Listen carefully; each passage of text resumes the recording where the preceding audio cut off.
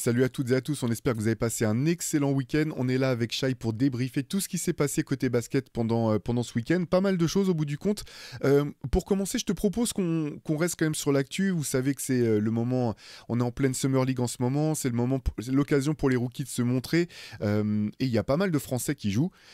Finalement, en tout cas la nuit dernière, c'est pas le français le plus qu'on attendait, comment dire, forcément le plus qui s'est le plus montré. C'est même un français qui est pas encore sous contrat avec une franchise NBA. Ouais. C'est Nadir Hiffi qui a joué ses 2 premiers matchs de Summer League avec les Timberwolves pendant le week-end et qui s'en est très bien sorti.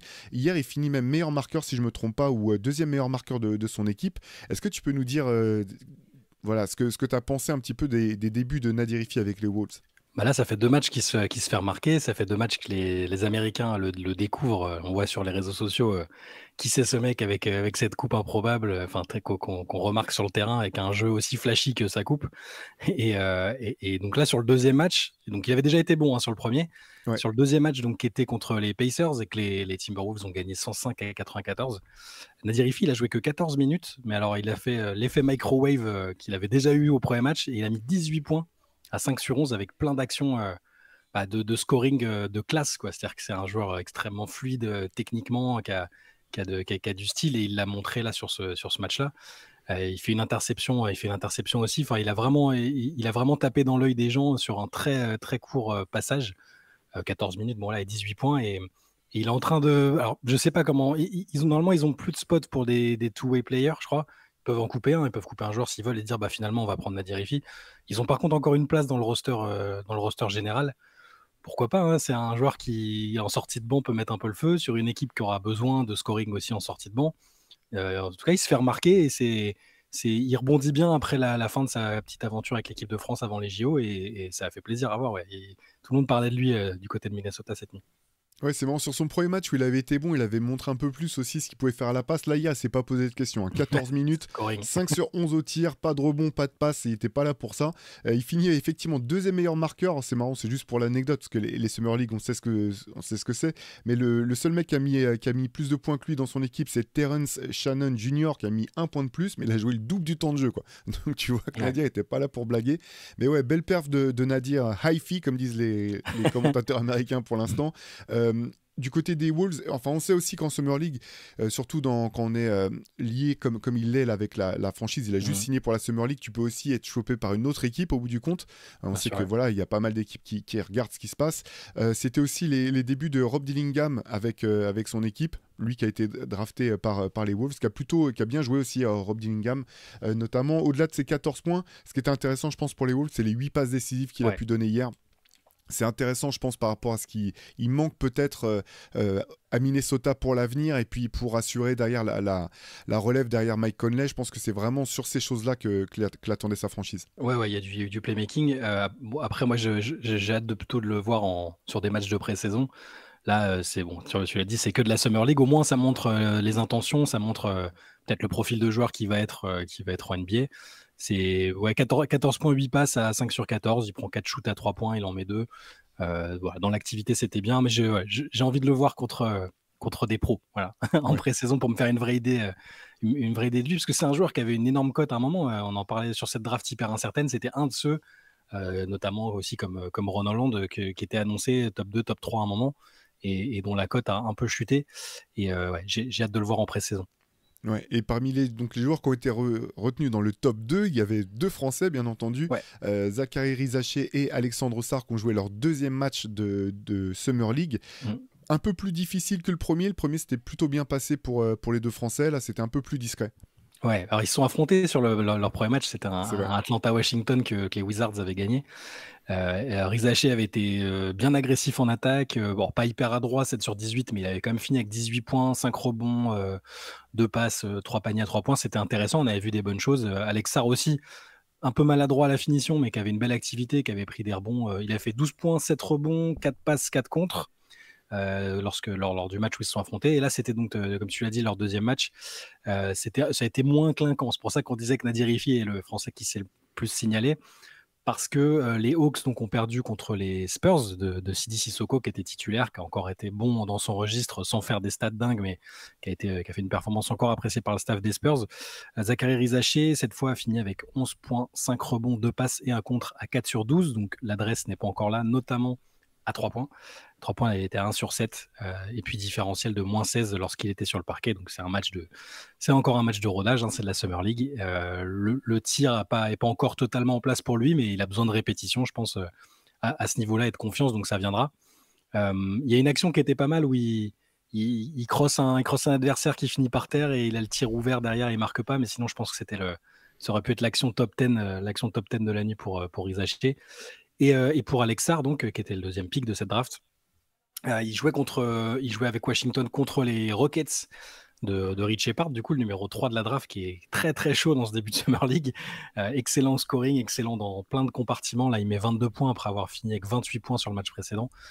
Il y a Shepard et Cam Whitmore qu'on avait vu en NBA l'année dernière, 25 points cette nuit, et Alexar qui a été discret, on va dire, à nouveau maladroit, 4 sur 14 au tir, dont 0 sur 5 à 3 points. Et sinon, sur sa ligne de stats, 8 points, 4 rebonds, 2 passes et 2 contres.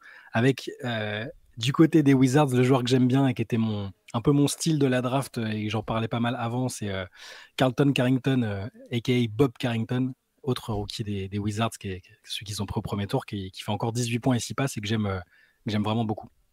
Ouais, t'as prononcé le nom de Rich Shepard, impressionnant quand même ces 2 premiers matchs en Summer League. Il a tapé dans l'œil, même j'ai vu passer un tweet de Trae Young qui avait l'air assez fan de la performance du gars. C'est vrai que cette équipe de Houston, on va pas s'enflammer et dire qu'elle va finir très haut dans la conférence Ouest. On sait que ça va être le coupe-gorge, mais par contre, elle est vraiment de plus en plus intéressante. C'est même impressionnant, je trouve, le virage qu'ils ont réussi à prendre en un peu plus d'un an, en gros, avec la venue d'Ime Udoka et leur dernier choix de draft. Vraiment, tu vois la direction, il y a tellement de talent qu'à un moment, ils pourront pas garder tout le monde, hein, parce que Whitmore, finalement, il a peu joué l'an dernier. Quand il a joué, il a plutôt été bon. Il y a un moment, la franchise devra faire des choix. Ils pourront récupérer des joueurs en retour de tout ça. Ça va vraiment être intéressant, cette équipe l'an prochain. Bien sûr, avec puis la question d'Alperen Sengun, Jalen Green, les contrats, ce qu'ils vont faire d'eux, les joueurs qui sont déjà en place et qui sont bons. Enfin, c'est une des équipes les plus intrigantes. On en parlera pas mal, à mon avis, quand on abordera la saison prochaine. Mais c'est une équipe extrêmement intrigante, et notamment parce qu'ils ont bien drafté, je pense. Enfin, Rich Shepard, sur ce qu'il est en train de montrer. C'est ce que je disais pour Ousmane Dieng l'autre jour. Il y a des joueurs qui sont quand même clairement au-dessus du niveau des rencontres de Summer League. Rich Shepard, il en fait partie. On a l'impression que c'est un mec, c'est un 4e année qui vient et qui joue contre des débutants, et c'est impressionnant. Ouais. Du côté des rookies, mauvaise nouvelle pour les Nuggets qui ont perdu donc pendant le week-end leur rookie Darren Holmes. Ça, c'est vrai coup dur pour Denver. On sait que le banc est court, on sait qu'ils comptaient sur ce joueur pour intégrer la rotation dès cette saison. Et là, c'est rupture du tendon d'Achille, 1 an sans jouer minimum. Gros coup dur là. C'est une cata, c'est une cata, parce que les Nuggets, tu l'as dit, étaient short au niveau du banc, et ils croient vraiment en lui parce qu'ils l'ont drafté avec le 22e pick, mais surtout ils ont tradé pour le faire grimper. Ils ont tradé le 28 et le 56, je crois, si je dis pas de bêtises, pour prendre Darren Holmes, qui est un intérieur qu'ils avaient beaucoup aimé à la fac de Dayton. Et de ce que disait Malone, c'est un joueur qui était censé intégrer la rotation. Alors c'est pas ce qui allait faire la différence forcément dans la quête du titre, mais ça, voilà, c'est une munition qui s'envole, parce qu'un an d'absence minimum, tu l'as dit, c'est une blessure très grave. Et je pense qu'ils espéraient au moins l'intégrer comme ils ont fait petit à petit avec Christian Brown, Peyton Watson ou Julian Strother, et ça aurait fait un joueur de plus à intégrer à la rotation. Là, ils vont être obligés, je pense, à un moment de se tourner vers la free agency, vers des joueurs encore disponibles pour remplir le rôle que devait sans doute faire Darren Holmes, c'est-à-dire un post 4, post 5. Ils vont devoir se pencher sur le marché. Leur seul recrue pour l'instant, si je dis pas de bêtises, c'est Dario Saric, ce qui est très bien. Mais ils n'ont toujours pas remplacé Kentavious Caldwell-Pope, si ce n'est numériquement, mais sur le profil de jeu, ils n'ont toujours pas de joueurs de ce calibre-là. L'intersaison n'est pas du tout finie pour Denver. Ils vont devoir malheureusement bosser plus que ce qui était prévu, je pense. Ouais, tu parlais de Julian Strother qui a sorti une grosse perf hier, 32 points Ouais. dans le match de Summer League face courte défaite face non courte victoire pardon face aux Raptors. Bon, espérons, voyons à voir si c'est annonciateur de meilleures choses pour Denver. Parmi les joueurs blessés du côté des Spurs, c'est leur rookie à eux aussi, donc Stephen Kessler, qu'est-ce que j'ai raconté Stephen Castle, ouais. Castle pardon, blessé. Alors là pour le coup c'est pas une blessure trop grave manifestement, entorse du poignet après être mal retombé. Par contre on ne devrait plus le retrouver sur le terrain durant la Summer League. Ouais, ils vont le protéger. Ils ont vu ce qu'ils avaient à voir, je pense. C'est-à-dire que sur ses premières apparitions, on a vu un joueur qui était déjà prêt, mûr dans le jeu, qui était. Je pense au niveau du rythme et tout, il était déjà en avance aussi. Ça fait partie de ces joueurs-là et ils ont vu ce qu'ils avaient à voir. Ils vont le protéger jusqu'à la pré-saison et là où on va le revoir à mon avis. Et c'est un joueur qu'on va voir pendant la saison. De toute façon, là pour le coup, lui, il sera tout de suite dans la rotation. Il va, à mon avis, tout de suite pas mal jouer.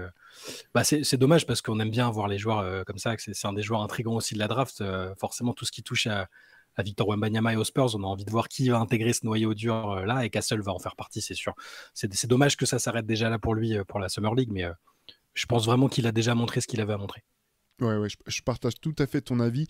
On va peut-être voilà, refermer là ce chapitre sur la Summer League. Il y avait pas mal de matchs, on va pas rentrer dans le détail de tous, il y avait trop de choses. Je sais pas s'il y a peut-être autre chose qui t'avait tapé dans l'œil, Shai, ou... Non, pas particulièrement. Je pense qu'on a parlé des choses, on a parlé des trucs marquants. De toute façon, la Summer League est pas terminée. Il y aura encore des perfs. Il y a juste un truc je trouve curieux. Il y a un moment, il faudra qu'on parle du. C'est marrant parce que du coup, tu avais fait le petit lapsus en disant Kessler, mais Ouais, Walker Kessler qui est encore en Summer League en troisième année, alors que c'est un gars qui a été troisième du rookie de l'année il était il y a Team 2 USA ans, même. qui était avec Team USA sur une compète. Je sais pas ce qui se passe avec lui, qui est dans des rumeurs de trade, alors que le gars est super prometteur à la base. Il jouait moins l'année dernière. C'est assez curieux en fait ce joueur et le voir encore là jouer en Summer League, c'est bizarre. Enfin bon, J'ai l'impression que c'est lui qui a envie de jouer parce que sinon, je vois pas peut-être. pourquoi Utah lui demanderait de, tu vois, de retourner jouer en Ah Summer ouais, League. C'est très bizarre. curieux. Effectivement. Alors, la grosse info, sortons un petit peu de la Summer League du week-end. La grosse surprise, quand même, et là, je pense qu'on peut s'y attarder un petit peu, c'est Jalen Brunson qui a fait en gros ce que personne ne fait jamais. C'est surtout à ce stade de sa carrière qui prolonge son contrat, renégociation avec New York, mais qui a accepté de laisser énormément d'argent sur la table pour permettre au club de pouvoir recruter par la suite. Est-ce que tu peux nous en dire un petit peu plus, Shai?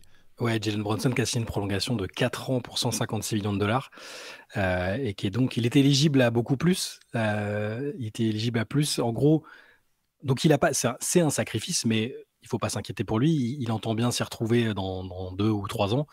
Il laisse 113 millions, c'est théorique, 113 millions de dollars sur la table, c'est 113 millions de moins que ce à quoi il pouvait prétendre sur la durée du deal. Donc ça, c'est effectivement un joli sacrifice parce que ça permet dans l'immédiat aux Knicks de payer des joueurs qui sont déjà là ou de continuer à recruter. Mais logiquement, dans quelques années, il devrait pouvoir s'y retrouver avec des contrats et il sera éligible en 2028, il peut signer pour 323 millions, en 2029 pour 418 millions, donc c'est des montants assez fous. Je pense qu'il y a un accord tacite entre les deux parties. Je pense que Bronson a dit ouais, je vous fais une fleur là maintenant, les gars, comme ça on a un effectif compétitif. Mais par contre, m'oubliez pas quand il y a dans les prochaines renégociations, et peut-être qu'à ce moment-là, je ne vaudrais pas le contrat que vous allez me faire signer, mais on a un accord. Je ne sais pas si en 2028 ou en 2029, on se dira que Jalen Brunson vaut 418 millions de dollars. Est-ce que ses performances seront toujours dignes d'un joueur qui sera payé à cette hauteur-là? En tout cas, tu as raison, c'est quelque chose, c'est un move que peu de joueurs ont fait. Et même c'est plutôt le contraire en général. Hein. On a en tête Kobe, par exemple, qui même lorsque l'équipe n'était pas compétitive, a dit non, j'ai mérité ce que vous me devez, donc on va pas faire de ristourne. Au contraire de joueurs comme, ça se compte sur les doigts de la main, mais peut-être Tim Duncan et Dirk Nowitzki, un peu Ginobili aussi. Ginobili, mais du coup un peu plus tard dans leur carrière, je pense quand même, faudrait Bien plus regarder. tard. Bien plus Voilà. tard. Là, Jalen Brunson, il est quand même, c'est pas un trentenaire, donc ça reste un beau geste. Juste, c'est-à-dire que il va s'y retrouver à la fin. Vous inquiétez pas pour lui. C'est juste un move qui, sur le court terme, est très altruiste et collectif parce que ça permet aux Knicks de payer les joueurs qui sont là, d'en recruter peut-être d'autres pour ajuster l'effectif. Ça reste bien, mais je trouve que ça va avec le joueur la personne et le joueur qu'on voit depuis maintenant quelques années en NBA, qui a l'air de vouloir être le leader de cette équipe-là, avec tous ses potes de Villanova. Il va remonter, il va continuer de grimper dans les rangs des joueurs les plus aimés des fans des Knicks avec des moves comme ça, c'est sûr. Et c'est bien vu de sa part, c'est bien vu de la part des Knicks d'avoir réussi à dealer ça avec lui. je suis curieux de voir dans quelques années ce que ça va donner au niveau du contrat quand même pour au moment où il va réclamer un peu l'argent qui lui est dû et qu'il a laissé de côté. Ouais, moi je suis quand même hyper étonné, hein. C'est une grosse prise de risque parce que c'était déjà à l'heure actuelle l'un des meilleurs contrats de toute la Mm. ligue. Parce qu'en fait, Dallas n'avait pas voulu s'aligner sur l'offre d'Enix qui semblait importante à l'époque. Au bout du compte, au vu de ses performances et des performances de sa franchise, tu dis bah non, c'était déjà une affaire en fait de l'avoir signé Ouais. pour si peu entre guillemets. Et moi, je trouve que c'est quand même une grosse prise de risque, hein, parce il a pas encore eu, bon, c'est des sommes astronomiques, hein, on est d'accord dans tous les cas, mais il n'a pas encore eu ce gros payday, ce gros contrat énorme, et finalement il l'a pas encore tout à fait eu. Et à sa taille, honnêtement, à Mm. son âge, parce que c'est pas non plus un joueur qui est si jeune que ça au bout du Ouais. compte, je trouve que c'est quand même une prise de risque significative. Et quand on se rappelle à quelle vitesse ont été les choses, alors je dis pas que c'est Pour Isaiah Thomas. exactement. Ouais. Alors c'est pas les mêmes joueurs, mais Isaiah Thomas, à un moment, il était dans la discussion pour le trophée de MVP, même Mm. si, bon, voilà, je parle de la discussion, hein, bien sûr, il n'était pas dans le. Je pense il aurait pas pu avoir le trophée, mais il était dans cette discussion-là, et au bout du compte, les choses sont allées très vite, hein, quand tu fais. Il y a toujours Ouais, ce les truc, quand blessures. tu fais cette taille-là, tu as quand même moins de garantie que tu vas pouvoir retoucher un gros contrat derrière, parce que tu es bien plus. Enfin, la moindre blessure peut vraiment Ouais. bien plus diminuer tes performances. Donc, chapeau quand même pour Jalen Bronson. Moi, je suis épaté. Ouais, du coup, la petite différence, mais c'est parce que ça a évolué, le salary cap et tout, depuis Isaiah Thomas. Isaiah Thomas, il a même pas pu signer le fameux contrat Bah à ouais. 100 millions, quoi. C'est ça, il est resté sur des contrats très inférieurs. Et au moment où il devait le signer, bah, il y a eu la blessure. Et Danny Ainge étant Danny Ainge, il a fait un move de gangster et il l'a tradé. Et Isaiah Thomas n'a jamais pu signer ce gros contrat que Bronson, lui, a déjà signé finalement. Ce contrat qui était celui qu'il a signé avec les Knicks, déjà, je pense que c'était déjà le contrat de sa vie à ce moment-là. Et là, celui qui signe actuellement, c'est un petit bonus. Alors certes, effectivement, il aurait pu signer pour beaucoup plus. Les Knicks lui auraient sans doute accordé parce que là, c'est un franchise player dans tout ce qu'il réalise et ce qu'il incarne. Mais, voilà, ouais, t'as raison, ça peut aller très vite, les blessures, tout ça. Dans tous les cas, lui, il a déjà assuré l'avenir. Isaiah Thomas, on pourrait dire qu'il a aussi assuré l'avenir, mais c'est des contrats infiniment moins importants que ce que Bronson a signé après. Non, non, mais je suis d'accord. Parce que le truc, c'est qu'il y a aussi cette dimension quand même aux États-Unis en NBA à laquelle on peut pas échapper. C'est que finalement, la taille de ton contrat contribue à définir ton statut dans la ligue. Mm. Alors c'est à double tranchant. C'est pour ça qu'un mec comme Tobias Harris, bah, il continuera d'être vu, je pense, ad vitam aeternam à Philadelphie comme ayant été une arnaque, un mec qui méritait pas son argent, etc. Mais de l'autre côté, on sait aussi que parfois c'est des histoires d'ego, de se dire non mais moi je peux pas prendre moins que tel gars Mm. qui va être mon coéquipier en plus et qui est pas au même statut que moi. Comment ça se fait que c'est moi qui vais gagner le moins d'argent dans l'équipe? On sait qu'il y a tout ça qui rentre en ligne de compte, et le fait d'avoir confiance dans une franchise pour derrière te renvoyer l'ascenseur, chapeau quoi. Parce que honnêtement, tu vois, tu parlais d'Isaiah Thomas, c'est pas simplement qu'il a pas pu signer son gros contrat et qu'il était tradé, c'est qu'en plus il a joué blessé, il a accepté de jouer blessé pour son équipe en se disant on va aller plus loin, etc. avec les Celtics. Et au bout du compte, tout ça lui est revenu en pleine figure. Donc Il a joué le lendemain de la mort de sa sœur en un match de playoff. Il a serré les dents alors qu'il avait la hanche défoncée.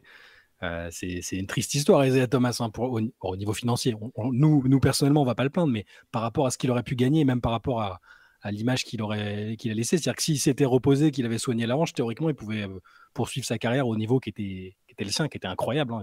Ce qu'il faisait avec Boston était fou. Mais ouais, c'est ça, t'as raison, il y a la perception, il y a la perception du contrat qui est différente. Là, maintenant, Bronson va être bien payé, mais il a peut-être moins de pression que s'il avait signé un full max. Et je pense que le fait d'avoir tous ses potes avec lui dans l'équipe, le fait qu'il y ait une confiance qui soit installée avec la direction d'Enix, c'est plus la direction d'Enix d'il y a 5-6 ans. Je pense que le travail effectué est bon et qu'il sait qu'il y aura un renvoi d'ascenseur à un moment. J'ai l'impression qu'ils sont en bonne intelligence et que ça va bien se passer. Le fait que le recrutement soit de cette nature-là avec tous les joueurs de Villanova, je pense que ça lui montre aussi qu'ils prennent son avis en compte, à mon avis. Ça a dû être un des premiers à dire bah oui, si vous pouvez faire Michael Bridges, ce serait sympathique. Et il a été exaucé dans la foulée. Donc, je pense qu'il y a une vraie belle relation qui est née entre Bronson et les Knicks, et il est vraiment en train de devenir l'un des joueurs préférés des fans des Knicks, qui étaient en manque d'icônes, en manque ouais, d'idoles, quoi. C'est-à-dire que les derniers, c'était Carmelo Anthony et Jeremy Lin, quoi. C'est fou, mais ils ont besoin d'un joueur comme ça, et je pense qu'ils le tiennent pour quelques années au moins. C'est une belle histoire. Non, non, c'est clair, ça se passe mieux. Effectivement, la direction d'Enix, ça n'a rien à voir avec le passé. C'est juste, je trouve ça un peu illusoire d'avoir confiance quand même dans une franchise quelle qu'elle soit. Mm. Patrick Ewing, qui est toujours considéré comme le meilleur, ou du moins l'un des plus iconiques Knicks de tous les temps, a quand même été tradé. Hein, donc, c'est pour Ouais. te dire un petit peu le niveau de confiance qu'il faut avoir. Par contre, ce que je trouve vraiment très fort, en fait, c'est l'image que ça renvoie de la personnalité de Jalen Brunson. En fait, ça a vraiment l'air d'être le gars qu'il a l'air d'être, en fait, tout simplement. Exactement, ouais. Dans le sens où je pense que c'est vraiment un acte fort qui montre que lui veut gagner. Finalement, je pense que dans ce monde un peu, c'est dur. Enfin, tu dois tellement vite perdre les pédales, quoi. Les sommes de toute façon sont astronomiques, donc je pense Mm. il a dû se dire de toute façon, je gagne très bien ma vie. C'est un euphémisme, bien sûr, mais je suis pas obligé d'être ce mec qui a le contrat max pour bien vivre ma vie. Et moi, ce qui m'intéresse, c'est de gagner des titres. Et j'ai conscience que pour le faire, il faut qu'on soit suffisamment armé pour pouvoir le faire. Donc, effectivement, je veux dire, ce mec-là, c'est Josh Hart qui disait, ouais, il faut lui faire une statue en rigolant, là, mais c'est pas loin d'être ça. Je veux dire, pour New York, qui a galéré, cette équipe qui a galéré pendant aussi longtemps, sans direction, avec des fans qui se morfondaient à se dire il n'y a pas un joueur qui nous ressemble, qui ressemble à l'identité de notre ville. Là, ils ont vraiment le. Enfin, c'est l'icône Il a la parfaite. tête sur les épaules. Il a vraiment il a la Ouais, tête sur les épaules. Je sais pas si t'écoutes un peu parfois leur podcast avec Josh Hart et tout. Il est détente et en même temps il est réaliste. Il se prend pas pour ce qu'il est pas. Il pourrait. Je veux dire, te rends compte, t'es devenu une icône des Knicks où tu peux très très vite avoir la grosse tête. Tu les emmènes en demi-finale de conférence. Et je trouve qu'il est quand même, il a vachement les pieds sur terre, tout en gardant un côté humour un peu cynique et tout. J'aime bien. Il est vraiment. C'est le genre le joueur auquel je m'attendais pas à ce que sa carrière prenne ce chemin-là. Il était très très précieux à Dallas. Et moi, je faisais partie des gens qui disaient, putain, les Knicks, ils ont quand même, putain, ils mettent beaucoup d'argent sur lui quand même, hein. Et ça se transforme en quelques mois en c'est un contrat en or en fait. Ils ont fait une superbe affaire à chaque fois, il remonte, comment dire, il repousse les limites. On lui dit non, mais bon là c'est bien, t'es All-Star, mais bon c'est bien, mais t'es pas un franchise player, mais t'es trop petit pour faire gagner. Alors ils ont pas gagné techniquement encore, hein, mais c'est un mec, je sais pas où sont ses limites en fait. Je sais pas où sont ses limites. Je pensais que ce serait un joueur fiable, un peu besogneux d'NBA qui a la culture de la gagne grâce à Villanova, mais c'est devenu une vraie star et je suis super content pour New York, qu'il y a un mec comme ça, et même que l'équipe ressemble à ça. Je pense pendant l'été, on discutera des Knicks et de leurs perspectives pour la suite, mais c'est hyper emballant juste de se dire, les Knicks sont fiables et ils tentent un truc qui a l'air cohérent. Ça fait bizarre, on n'a pas l'habitude. Ça fait 20 ans qu'on se dit, qu'est-ce qu'ils foutent d'une saison à l'autre, et là, il y a une stratégie qui est cohérente. Je ne sais pas si ça les mènera au titre, mais au moins ils reviennent dans la discussion des équipes cohérentes et logiques. ouais, ouais, ouais, c'est clair. En tout cas, chapeau Jalen Bronson, vraiment, moi, enfin, tu sais, j'étais fan même dès sa saison rookie, Ouais. là, j'adorais ce joueur. Je pensais pas non plus qu'il pourrait avoir ce niveau-là. C'est impressionnant ce qui se passe du côté des Knicks. En tout cas, maintenant, en plus, c'est une équipe qu'on a hâte de voir sur le terrain maintenant, donc c'est vraiment cool. Ouais. Pour refermer ce chapitre, Shai, je te propose qu'on revienne quand même sur des matchs qui se sont déroulés vendredi. C'était les derniers matchs, enfin qui se sont joués en tout cas pour l'instant, parce qu'il y en a d'autres encore à venir, mais il y Ouais. avait les deux matchs de l'équipe de France, masculine et féminine, face à la Serbie dans les deux cas. C'était sur une même soirée à Villeurbanne pour à l'occasion il y avait toute une cérémonie autour du retrait du numéro 9 de Tony Parker. Je te propose qu'on revienne sur ces deux matchs avec deux scénarios vraiment différents. Une très belle victoire de l'équipe de France féminine face aux Serbes. Je vais te redonner le score J'ai même plus le score. Ouais. 85-63 pour la France, après un début un petit peu poussif, et puis au bout d'un moment elles ont enchaîné, et vraiment il y avait elles ont su se démarquer de manière significative face à leur adversaire. Et du côté des garçons, malgré le retour de Victor Wembanyama, malgré l'état de forme quand même discutable, même en tout cas c'est l'impression visuelle de Nikola Jokic et de Vasilije Micic, c'était quand même assez compliqué, mais victoire 79-67 de la Serbie. Donc une défaite pour l'équipe de France qui laisse pas mal de questions. Par quel match tu veux qu'on commence, Shai? Bon, on peut commencer par les garçons. On était sur les garçons là. Si t'as écouté le match en direct, du coup, t'es de l'avis Ouais. de Jean-Denis Choulet que Jokic il a bien mangé pendant pendant l'intersaison, c'est ça? Non, mais J'ai pas fait ouais. gaffe. Je me suis pas dit qu'il avait l'air particulièrement empâté, mais je me suis surtout dit qu'il était toujours très très fort et que peu importe s'il arrivait dans ce poids-là, ça change pas grand-chose à la question. Mais non, oui, sur les deux matchs, en fait, c'était un peu deux salles, deux ambiances parce que bon, les filles ont commencé un peu poussivement, mais elles ont pris la mesure de leur adversaire au fil du match, elles se sont imposées facilement. Marine Johannes a fait des dégâts incroyables en sortie de banc. Elle a fait un super match. Et donc, pour revenir sur les garçons, c'était... Sur le dernier match contre l'Allemagne, j'avais dit que j'étais pas inquiet. Là, ce match-là, peut-être que je vais un peu trop vite en besogne, mais ça m'a un peu plus alarmé. J'ai pas trop aimé ce que j'ai vu. L'adversaire était bon, mais pas incroyable. Et pourtant, on a beaucoup lutté sur les extérieurs et on n'a pas été très bon à l'intérieur non plus. J'ai pas trop aimé la prestation de l'équipe. On a revu les problèmes récurrents de perte de balles qui sont peut-être inhérents à la préparation. Hein. C'est le moment de faire les erreurs, c'est le moment de les faire. Mais j'ai pas vu les intentions dans la création. J'ai pas vu de meilleure exécution en attaque. J'ai pas retrouvé la bonne intensité défensive des matchs précédents. Et en face, une équipe qui était un peu mieux organisée a pris le dessus sur nous, quoi. Donc, je sais pas ce que tu en as pensé, mais j'étais un peu moins serein qu'après le match contre l'Allemagne, où je me suis dit, bon, c'est normal, c'est un match de préparation, et puis c'est l'Allemagne. Là, j'étais un peu moins serein. Ouais, je partage ton avis, Shai. Ce que j'ai trouvé un petit peu inquiétant, en tout cas, ça reste de la préparation. On sait que tout n'est pas en place, que ça soit dans les rotations ou que ça soit même dans les principes de jeu. Ce qui m'a un peu inquiété, c'est de me dire, c'est la Serbie, en fait, c'est la défense de la Serbie qui nous empêche de jouer et pas vraiment l'inverse. Ça, bon, je m'attendais pas à ce que ça soit à ce point-là. Après, équipe de Serbie très forte. On en parlait dans le CQFR de samedi. On nous posait la question de savoir quelles seraient les équipes qu'on attendait le plus aux Jeux Olympiques. Et pour la Serbie, j'avais dit, j'attends de voir sur le terrain parce que parfois, par le passé, elles sont arrivées avec des très beaux effectifs sans pour autant qu'il y ait une vraie identité de jeu qui leur permette de performer, du moins, enfin, performer. On s'entend, on parle de la Serbie, donc on veut dire aller chercher des médailles, finir très haut. Là, en fait, j'ai trouvé, ce que tu disais sur Jokic, j'ai pas trouvé particulièrement gros ou quoi que ce soit. C'est juste qu'effectivement, tu voyais des moments où il avait l'air d'avoir un coup de pompe, les mains sur les genoux, etc. C'est plus ça. Eux, ils étaient dans le début de leur préparation aussi, il faut remettre en contexte. Oui.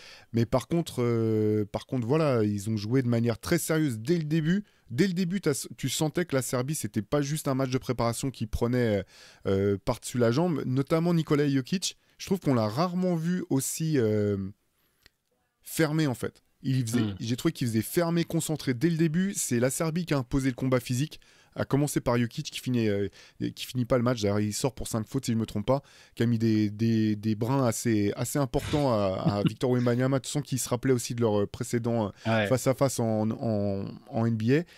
C'est vraiment la Serbie qui a donné le ton, et derrière on n'a effectivement pas trouvé de solution, notamment sur les extérieurs. En attaque, il n'y a toujours pas de fluidité offensive. Ça pêche à la création. Moi, j'ai beaucoup aimé Matthew Strazel sur la préparation. Sur ce match-là, je l'ai trouvé vraiment intéressant aussi. Il y a eu une longue période dans laquelle il n'est pas rentré sur le terrain. Je sais pas, on va pas forcément se focaliser uniquement sur ce point de vue, sur ce point-là, mais moi, c'est quand même parmi nos différents meneurs, celui que j'ai préféré pour l'instant sur ce début de préparation. Ouais, il y en a qui sont un peu en dedans. Tu sais à quel point j'adore Franck Ntilikina. Pour l'instant, il a un peu de mal à se mettre dedans. C'est un peu dur. Après, c'est un joueur qui n'a pas joué au basket pendant combien de temps là. Enfin, c'est le problème pour certains de nos joueurs, même pour Evan quelque part. C'est des joueurs qui sont en manque de temps de jeu, qui ont besoin de répétition, et il en fait partie, Franck Ntilikina. Je partage ce que tu dis sur Matthew Strazel, que du coup, c'est celui que je connais moins bien de l'équipe, parce qu'on regarde moins la Betclic Elite, mais on sait que c'est un joueur qui a plein de qualités, sinon il ne serait pas là. Et tu as raison, depuis le début de la prépa, il est intéressant, et j'ai l'impression que Vincent Collet va lui donner du temps de jeu. Là, il était dans le 5. Il aura du temps de jeu, et son profil de joueur hyper actif, hyper agressif aussi en défense va sans doute lui donner des minutes, et c'est pas inintéressant. Par contre, les problèmes sur la création et sur le jeu sur les extérieurs, je veux dire, à moins que subitement on retrouve Nando par exemple, il joue que 4 minutes, à moins qu'on retrouve un Nando vintage, que Evan Fournier se mette vraiment bien en rythme, qu'il y ait des joueurs un peu surprenants par ailleurs qui se révèlent. Je pense qu'on est un peu condamné à ce style de jeu qui va être hyper tourné vers l'intérieur autour de Rudy Gobert et Victor Wembanyama, sauf que là, sur un match contre la Serbie, comme celui-là, Rudy prend 4 fautes super rapidement, il joue que 11 minutes. Victor a été plutôt bien tenu par les Serbes, je trouve. Il a été mis au défi physique et il n'a pas autant pesé qu'il l'a fait contre l'Allemagne. Donc ouais, c'est ça qui est un peu inquiétant, mais bon, c'est inquiétant et à la fois pas très surprenant de les voir en difficulté sur ces secteurs-là, parce que c'est comme ça que l'équipe joue depuis depuis des années. Elle va essayer de se baser sur sa défense, sa dureté, tout ça. Ça peut suffire en fait, hein. Si tu as un bon tableau et que les adversaires n'ont pas de réponse à ce que tu proposes, ça peut aller, mais c'est juste que ça manque de variété, quoi. J'ai pas l'impression qu'on aura des réponses contre tous les types d'équipes. Et on est sur un tournoi où il y aura des types d'équipes très différents et toutes très très fortes. Donc c'est un peu ça qui peut être inquiétant. Ouais, c'est clair. Bah, je te rejoins en fait. Ce que je trouve problématique en fait, c'est que je trouve que très vite on a un jeu stéréotypé avec une prise de tir qui est quasiment uniquement à l'extérieur. Il n'y a pas vraiment d'attaque de cercle. Ouais. Si on n'arrive pas à donner la balle à Rudy sous le panier, il n'y a pas de point à l'intérieur. On a vu aussi que la Serbie, alors toutes les équipes n'auront pas forcément comment dire, l'effectif pour faire ça, mais ils ont réussi à sortir Victor de la raquette, à l'éloigner. Finalement, quand il revient sur la fin, la plupart de ses prises de tir elles sont aussi de l'extérieur. Et en fait, on se retrouve avec une équipe qui joue quasiment que en périphérie, alors qu'on n'a pas particulièrement une équipe à droite en fait dans ce registre. Du côté des points positifs quand même, moi j'ai trouvé qu'Evan Fournier était plus en jambes au fur et à mesure des matchs. Ça je trouve que c'est rassurant vraiment, mais on va avoir besoin je pense d'alternance dans le jeu et de capacité à attaquer le cercle parce qu'en fait premier match qu'on avait joué contre l'Allemagne là où on les a qui était en trompe-l'œil au bout du compte, bah, la relation Ailo là dont Jean-Denis Schuller arrêtait pas de la mettre en avant, mais c'est effectivement un des gros point de focus de cette équipe de l'attaque de l'équipe de France, notamment dans la relation Rudy Gobert, Victor Wembanyama, Rudy Gobert. Une fois que ça s'est perturbé, derrière, on n'avait pas grand-chose dans le jeu. Et c'est vrai qu'on a plein de joueurs qui sont talentueux, mais on sentait qu'il y avait un manque de fluidité dans le jeu d'attaque, un manque de prise d'initiative et parfois simplement de fixation d'agression du panier, alors qu'on est censé avoir l'une des équipes les plus athlétiques malgré tout sur le terrain. Donc bon, je pense que là, pour le coup, les axes de travail sont très clairs. Il faut voir maintenant ce que ça va donner. Il nous reste, si je ne me trompe pas, on joue vendredi contre le Canada en match de préparation. Ouais, il y a Canada et Japon encore, je crois, si je dis pas de bêtises. Ouais, c'est ça. Il me semble que c'est ça. C'est ça. Donc tu l'avais dit avec le Japon, une équipe qui sera intéressant de voir, qui est une équipe qui joue bien au basket, un basket collectif. Le match Canada sera un match référence forcément avant, parce que c'est aussi une des équipes qui viseront clairement une place sur le podium. À voir. Ouais. Pour revenir du coup un peu sur les filles aussi qui elles ont gagné le match. Alors c'était pas parfait, mais c'était intéressant de voir la réaction après un premier carton pas très concluant. Elles sont bien revenues en fin de carton, mais l'entame a été compliquée. C'est pareil, l'opposition va être redoutable pour les Bleus au tournoi olympique, donc je n'ai pas de certitude et de confiance outre mesure. Et je me pose plein de questions. On en parlait en off tous les deux avant de commencer. Le rôle de Marine Johannes en sortie de banc, ça peut paraître surprenant, mais elle est souvent utilisée plus comme une puncheuse qu'autre chose, alors que c'est la joueuse la plus talentueuse offensivement de notre équipe. On a envie de la voir être plus souvent associée à Gabby Williams. On a envie voilà, il y a plein de choses, de questions que je me pose, mais j'ai l'impression que le niveau plancher de l'équipe sera suffisant pour au moins déjà passer le premier tour qui sera pas si simple. Mais là, sur ce match-là, contre une Serbie qui est clairement pas la plus menaçante de son histoire, c'est une équipe qui est en transition. Il reste des joueuses expérimentées, mais il y a quand même toute une génération qui a qu'à stopper. C'était plutôt rassurant. À contrario des garçons, je veux dire que ce qu'on a vu était plutôt au moins intéressant et rassurant par rapport à ce qu'on a vu chez les gars. Ouais, pour moi, la grosse différence, en fait, mais ça a correspondu aussi avec l'entrée de Marine Johannes sur le terrain au début de match, c'est qu'on a commencé, j'ai trouvé, sur un rythme très lent, et surtout en subissant défensivement de manière catastrophique. On tenait pas un duel. Alors ça, j'imagine que c'était clairement les consignes, mais on changeait sur tous les écrans, mais des fois on changeait même avant d'avoir besoin de changer en fait. Ce qui fait que ça ouvrait des espaces pas possibles. Et dès que, c'est pas que Marine Johannes, mais quand elle est rentrée sur le terrain, j'ai trouvé qu'elle avait dynamisé le jeu de relance tout de suite. On a joué avec beaucoup plus de rythme. Elle a tout de suite été impactante. Elle a mis, je sais plus, je crois qu'elle met 2 tirs très vite et puis deux très belles passes. Et derrière, on s'est mis à défendre et à monter de manière bien plus agressive en intensité défensive, à moins accepter finalement de se faire passer ou de changer facilement, enfin vraiment en mettant au défi la Serbie, nous forcer à rentrer dans les rotations, et ça a changé toute la dynamique du match. Et derrière, c'est vrai qu'on a quand même une belle équipe de France, vraiment, il y a du talent, il y a de la taille, il y a de l'adresse, il y a de la création. Voilà, c'est... La question, c'est d'utiliser tout ce talent-là, c'est la question, parce que c'est la difficulté qu'a eu Toupane jusqu'ici, c'est de maximiser un peu les talents qu'il y avait. Il a fait des choix aussi dans la sélection, on verra ce que ça donnera, mais Dans les choses intéressantes, Dominique Malonga qui va faire sa première compétition internationale à 18 ans, qui fait une bonne entrée là. Elle a Ouais. joué 16 minutes, elle prend 9 donc 7 points, 9 rebonds, 4 contre. Elle va être là pour sa taille et on n'avait pas eu d'intérieur comme ça aussi grande et dans la protection de cercle depuis pas mal de temps. Donc ça va être une donnée intéressante à prendre en compte.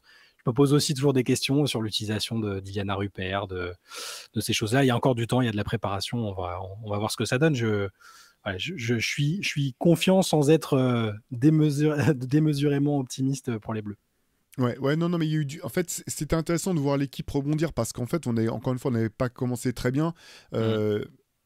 Voilà, tu sens qu'il y a du potentiel, effectivement, mais la question, ça sera ça, c'est ce que tu dis en fait. C'est parce qu'autant je pense que d'un point de vue défensif, on devrait pouvoir répliquer ce qu'on a montré une fois qu'on est monté en intensité. Derrière, ça sera effectivement sur les rotations et puis un petit peu le liant dans le jeu, ce qui manquait un petit peu, ce qui a manqué. Enfin, je sais pas ce que tu en as pensé, Shai, mais par le passé, quoi. Ouais, c'est ça. Ça manque toujours un peu. C'est-à-dire que le style, ça va souvent être quand même de s'en remettre aux individualités. Il y en a des grosses individualités, Gabby Williams, Marine Johannes, même des joueuses qui vont avoir une meilleure exposition, comme Janelle Salin, que le grand public connaît pas forcément toujours, Ouais. mais des joueuses de plus en plus expérimentées, Alexia Chartereau, tout ça.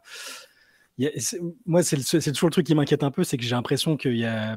Pareil, c'est un peu comme chez les garçons, ça manque un peu de variété, de capacité à proposer autre chose que ce qu'on sait faire, et c'est le seul petit bémol.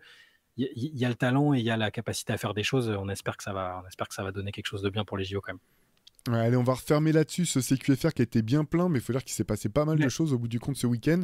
On vous donne rendez-vous en fin d'après-midi aujourd'hui pour un podcast format long avec Shai. Et puis, de toute façon, on vous retrouve demain pour un nouveau CQFR. Ciao à tous! Ciao.